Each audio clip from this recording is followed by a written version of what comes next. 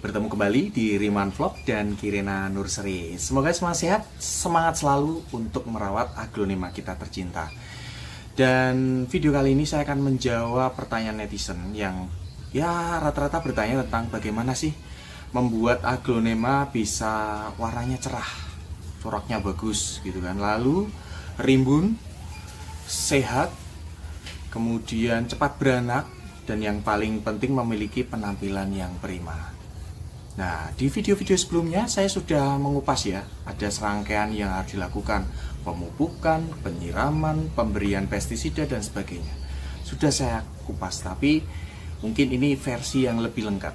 Jadi ada beberapa hal yang perlu diketahui yang mungkin akan bisa membantu teman-teman dalam merawat aglonema menjadi lebih prima. Simak videonya.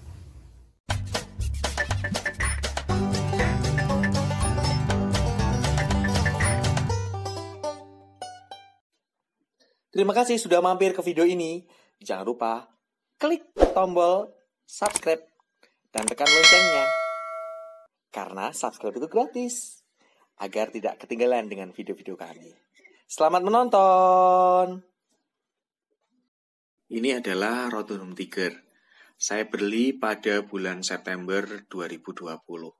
Terlihat kan dari fotonya, daunnya masih keriting, kurang terawat, lalu kurang rimbun lah. Butuh perawatan, makanya saya pelihara dengan baik, saya perhatikan media tanam, penyiraman, pemupukan, semua hal. Akhirnya, nah ini foto terbaru. Kelihatan lebih rimbun, cantik ya kan? Kemudian guratan-guratan merahnya juga semakin jelas. Nah, saya sudah menerapkan 10 hal wajib yang harus dilakukan agar aglonema tumbuh makin cantik. Dan akan kita bahas pada video ini. Kita mulai dari yang pertama. Hal pertama adalah lokasi. Nah, lokasi yang ideal untuk penanaman aglonema ini adalah antara tinggi 300 sampai 400 meter di atas permukaan laut. Nah, di tempat tersebut tanaman bisa tumbuh lebih tegap, daunnya tebal, warna dan coraknya lebih mencolok. Sementara kalau di lokasi Kirina Nursery ya, ada di Kartasura, Sukoharjo, Jawa Tengah ini memiliki ketinggian antara 80 sampai 125 meter di atas permukaan laut. Jadi ini termasuk dataran rendah. Kategori dataran rendah di bawah 300 meter di atas permukaan laut ini cenderung lebih panas, suhunya hangat dan sinar mataharinya memadai. Jadi membuat tanaman tumbuh lebih cepat. Tidak heran ya, lihat itu tanaman-tanaman saya itu cepat banget beranak gitu. Tapi meski demikian, lokasi yang ideal tadi kan antara 300 sampai 400 meter di atas permukaan laut. Sehingga lokasi-lokasi yang tidak di kisaran ketinggian tersebut perlu melakukan hal yang paling enggak kita bisa lebih mirip dengan ketinggian tersebut. Makanya kan saya memasang shading paranet ini sehingga kalau terlalu panas bisa ditutup, intensitas cahayanya tidak terlalu tinggi. Kemudian kalau misalnya suhu terlalu panas, saya melakukan penyiraman di lantai supaya lantainya lebih dingin, lalu kelembabannya terjaga dengan baik, seperti itu. Jadi banyak cara yang dilakukan agar lokasi ideal untuk aglonema itu bisa terwujud. Silahkan teman-teman bisa cek di ketinggian mana lokasi teman-teman dalam merawat aglonema. Apakah masuk di area antara 300 sampai 400 meter di atas permukaan laut yang itu ideal, atau justru dataran rendah seperti saya, atau dataran sedang yakni di atas 400 meter di atas permukaan laut. Nah, di dataran sedang ini aglonema cenderung tumbuh lebih lambat karena udaranya sejuk dan sinar matahari itu sangat jarang. Poin kedua yakni sinar matahari. Aglonema membutuhkan sinar matahari untuk bisa tumbuh dengan optimal. Tetapi ngomong soal sinar matahari kita harus melihat kembali ke belakang. Awal mulanya aglonema itu tumbuh di bawah pohon-pohon rindang. Dia tetap mendapatkan cahaya matahari, tetapi tidak terlalu intensitas yang tinggi ya. Intensitasnya itu antara 10-30%. Nah, makanya melihat dari itu, saya pun membangun garasi ini agar aglonema mendapatkan cahaya yang cocok. Nah, ini di wilayah ini seperti yang saya sampaikan, itu spot terbaik karena bisa mendapatkan cahaya matahari pagi. Cahaya pagi ini intensitasnya antara 10-30% lah. Jadi pas banget. Makanya ketika sudah mataharinya tinggi, saya tutup dengan paranet dengan kerapatan 80% sehingga aglonema tidak mengkena panas dengan intensitas yang lebih tinggi. Ketiga adalah kelembapan udara. Kelembapan udara yang ideal untuk aglonema yakni antara 50% sampai 70%. Kurang dari 50% itu menyebabkan penguapan tinggi sehingga daun jadi pucat dan layu. Sementara kelembapan di atas 70% memicu timbulnya jamur yang jadi musuh utama bagi aglonema, terutama saat musim penghujan. Nah, itu pernah saya kupas ya, musuh utama aglonema saat musim penghujan di video di atas ini.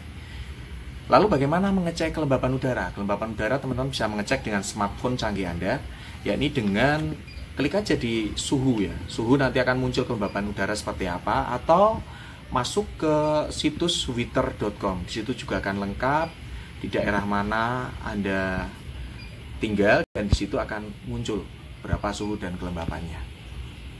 Keempat adalah suhu udara. Aglonema membutuhkan suhu udara yang optimal untuk menunjang pertumbuhannya. Lokasi sebaiknya memiliki suhu di kisaran 28-30 derajat Celcius di siang hari. Kalau di malam hari, yakni 20-22 derajat Celcius. Kalau aglonema tiba-tiba mendapatkan suhu yang lebih dari 30 derajat Celcius misalnya di siang hari, tentu aglonema akan berubah, daunnya jadi pucat, layu. Sementara kalau terjadi perubahan suhu yang drastis, itu menyebabkan aglonema jadi stres. Nah, makanya aglonema itu membutuhkan doping ya, supaya tidak stres. Seperti pemberian vitamin B1. Atau mungkin kalau teman-teman pernah melihat tentang pemupukan ya, itu ada pupuk gandasil D. Itu tidak hanya B1, ada B1, ada B2, dan B3. Dan itu tentu sangat membantu aglonema untuk mengatasi stres dan beberapa hal lain yang bikin dia tumbuh dengan optimal. Kelima adalah sirkulasi udara. Nah, aglonema ini membutuhkan sirkulasi udara yang baik karena membantu dalam proses penguapan, terutama di musim penghujan ya. Kelembabannya sangat tinggi, sirkulasi udara tidak bagus, tentu penguapannya juga tidak bagus. Contoh saya, dulu saya taruh dalam rumah, sirkulasinya buruk dan akhirnya tanamannya jadi tidak sehat.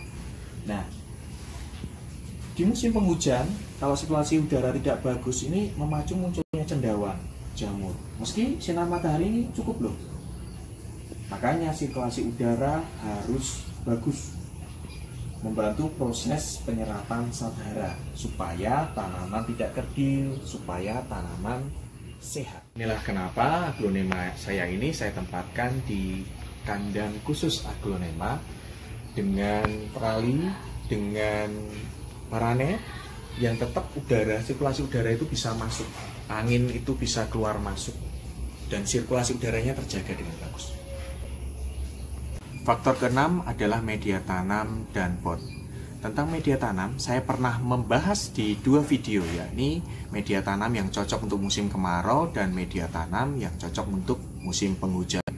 Teman-teman bisa menyesuaikan bahan dan komposisinya sesuai ketersediaan di daerah masing-masing ya. Nah, sebenarnya media tanam itu syaratnya cuma 3, yakni yang pertama adalah porositas. Bagaimana aerasinya bagus, jadi rongga-rongga udara di dalamnya, lalu drainasenya itu juga lancar, air tidak menggenang di dalam. Kemudian yang kedua yakni syarat kedua, kaya akan nutrisi. Bagaimana media tanam bisa memberikan nutrisi yang terbaik untuk aglonema. Dan ketiga adalah minim patogen. Jadi aglonema benar-benar bisa tumbuh dengan optimal. Nah, ini yang sering dilupakan oleh teman-teman penghobi. Jadi membiarkan media tanam itu bahkan bertahun-tahun ya. Padahal idealnya itu diganti ya kira-kira 6 bulan sekali, pas pergantian musim. Jadi musim kemarau itu menggunakan komposisi yang ini, pas musim penghujan untuk menjaga kelembabannya lebih baik, tentu dengan komposisi yang berbeda diganti media tanamnya. Lalu tentang pemilihan pot. Pemilihan pot itu tidak hanya sekedar memilih wadah atau tempat yang cantik untuk aglonema. Cantik saja itu belum cukup. Justru pot ini adalah rumah yang nyaman untuk aglonema. Tips untuk memilih pot yakni menyesuaikan jumlah akar dengan besarnya pot. Nah, ini yang sering ditanyakan oleh teman-teman. Itu mas saat memotong induk, memindah ke pot lain, kok ini anakannya justru dapat pot yang lebih besar, sementara induknya kok potnya yang kecil. Nah, yang perlu teman-teman ketahui, itu indukan itu kan dipotong tanpa akar, sehingga dia membutuhkan waktu untuk menumbuhkan akar. Kalau media tanamnya sangat besar, kemungkinan busukan tinggi karena kelembabannya akan lama. Ketujuh adalah penyiraman. Nah, soal penyiraman saya sudah pernah membahas dan mengupas sangat lengkap di video sebelumnya. Bisa ditonton ya. Yang paling penting adalah 4 hal penyiraman itu. 1, air yang digunakan. Lalu yang kedua, waktu penyiraman. Ketiga, frekuensi. Dan yang keempat adalah alat yang digunakan. Itu semua sudah lengkap ya, dikupas ya. Yang kedelapan adalah pemupukan. Dan saya sudah membuat videonya loh di sebelumnya, episode sebelumnya. Hal penting yang dilakukan dalam pemupukan yakni tentang dosis. Nah, lebih baik memberikan dosis yang rendah tetapi rutin daripada dosis yang tinggi hanya sekali. Kesembilan yakni penataan aglonema. Penataan aglonema ini terkait dengan mendapatkannya cahaya yang optimal. Jadi seminggu sekali diputar supaya mendapatkan cahaya yang tepat dan proporsional. Sehingga ini kaitannya dengan bagaimana membuat aglonema tampil cantik dan ciamik ya. Roset, nah itu nanti ilmunya. Kalau saya ilmunya sudah memadai, saya akan membuat videonya.